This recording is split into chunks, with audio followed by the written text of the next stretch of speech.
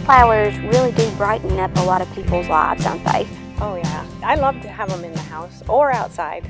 I started many years ago when my kids were little, and then I figured out, oh, this takes too much time, and I had to give them time, so I got out of it. So originally I was in it for a couple of years, and then I just decided to get back into it. So it's been about I don't know, 13 or 14 years ago since I first started, and then now this is my first year back. So it had to be a passion that you had to get back into it. Like you said before, it just, the timing wasn't right, but you got back into it. Mm-hmm. Yes. Yeah, it's definitely a passion. It has to be. Right. There's a lot of work involved. Yeah. What all type of cut flowers do you have here on the farm? I know it changes from season to season. I started out with poppies in the early spring. And then I did larkspur and snapdragons, and now we're into zinnias and sunflowers and some lisianthus. Mm-hmm. Do you have a favorite of those? I don't know. I don't think so. Every time a new flower comes in, I think, oh, I missed you. Right. Yeah, they are all so pretty. I start with seeds. I start like January 1st. Down in my basement, I start my seeds in seed trays. And then they'll slowly but surely move out to the greenhouse. And if I'm lucky, I'll keep the temperature right out there and keep them watered. And then they'll go out to the field as transplants. And I keep seeding, like I'm seeding right now for my fall flowers. So I seed all year long except for maybe in the fall. Yeah, so it's like you said, you have a nice succession planting throughout the season, not just generally at one time. Right. So that's nice that you have a continuous supply of those cut flowers. Yeah, like my sunflowers, they have to be seeded. I seed them every 10 days, when it's warm enough for them.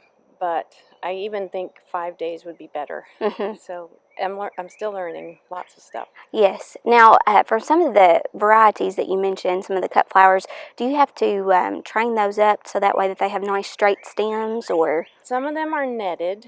Some of them, I just pray that we don't get right. a bad wind. There's a lot of them that should be netted that I don't, and I've just been lucky that we haven't gotten hard winds. Yeah. So next year, yeah, I'll probably be training a little bit more.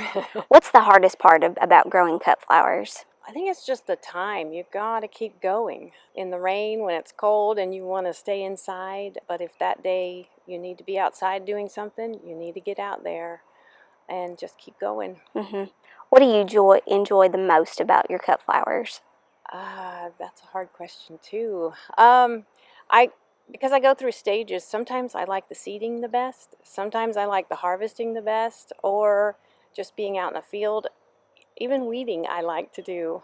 When it's just me out there in the field and you can hear the birds, and I don't know, it's just really relaxing. Now other days when it's hot and I think, oh man, why did I get into this? Mm-hmm. I mean, it goes both ways, but... Well, I noticed when we pulled up, you had just arrangements here and there, and even in your home as well, not just even on the patio area. So I bet you enjoy arranging them as well. A lot of times I take them into the house so that I can try the vase life. So I have lots of flowers sitting around, but I really kind of want to know how they're going to perform also. Do you have any secrets for lengthening that vase life? The people who change their water out at least like every other day, they do much better with their flowers. And some people will recut their stems every other day or every day, and their flowers last a lot longer. Last a lot longer that way. Yeah, and I'm always relieved when I hear them come back and say, my flowers lasted.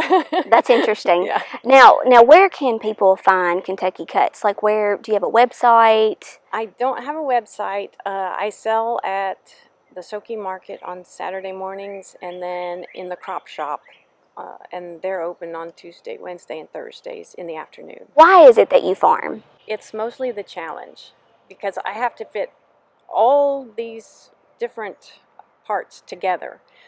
And you're kind of working with nature, but hope that it all works out. And then it's self-correcting. Right. Because if you don't have a product, you did something wrong, or you just had bad luck maybe. But yeah, it's a challenge. Mm-hmm. Probably a lot of tender love and care, right? Well, that too, yeah. Even weeding I like to do. Really? Yeah. It can get hot, can it? Yes.